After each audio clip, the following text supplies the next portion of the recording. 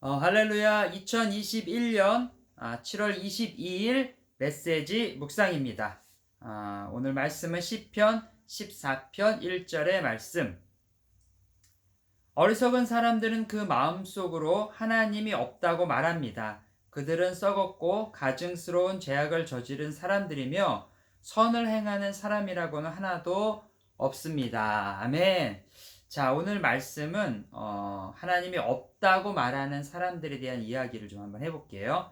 마태복음 15장에 보면 소경이 소경을 이끈다라는 말씀을 예수님께서 하셨습니다.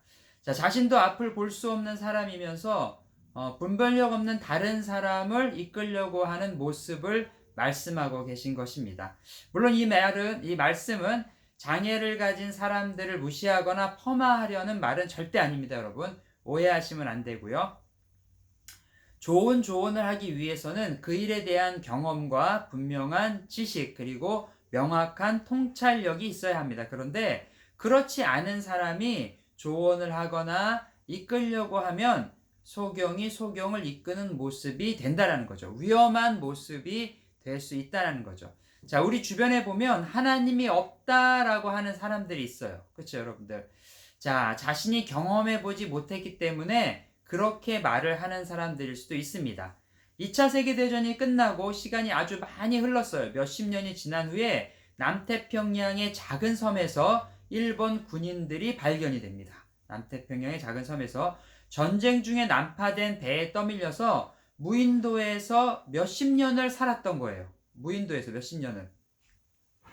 이들은 2차 세계대전이 끝났다는 것도 몰랐고요. 몇십 년 동안 세계가 어떻게 달라졌는지도 몰랐다고 합니다. 그렇겠죠? 이들을 찾은 사람들이 2차 세계대전은 다 끝이 났고 그것도 오래전에 일본은 패망을 하였고 지금 일본이 새롭게 일어났다라는 얘기를 해도 이들은 믿지 않았다고 합니다.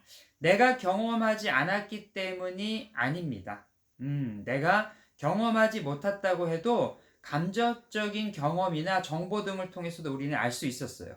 사람이 어떤 것을 믿지 못하는 것은, 인정하지 않는 것은 내 안에 그걸 믿지 않겠다라는 마음의 결심을 하고 있기 때문이라는 거죠. 특별히 하나님이 없다라고 말하는 사람에게는 두 가지의 특징이 있다고 합니다. 첫째, 그 마음속에 두려움입니다. 만약에 하나님이 있으시다면 내가 했던 수많은 잘못들이나 연약한 행동들이 모두 수면 위로 올라올 것에 대한 두려움.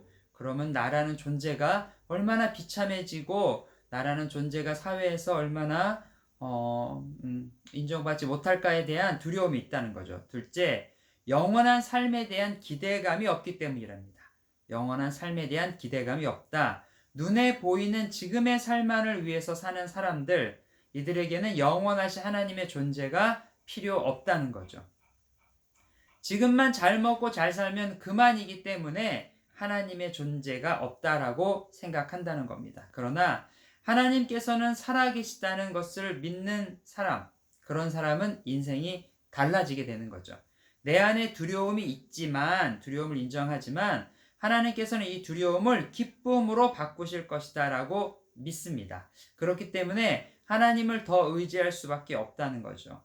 또한 영원한 나라에 대한 기대감이 있기 때문에 영원한 나라에서 영원하신 하나님과의 삶에 대한 기대감을 가지며 이 땅의 삶을 살아갈 수 있습니다. 자, 그럼 스스로에게 이 시간 질문을 한번 던져봅시다. 자, 우리들의 마음에는 하나님께서 계신가요? 네, 계십니다. 그럼 두려움이 기쁨으로 달라지고 있나요?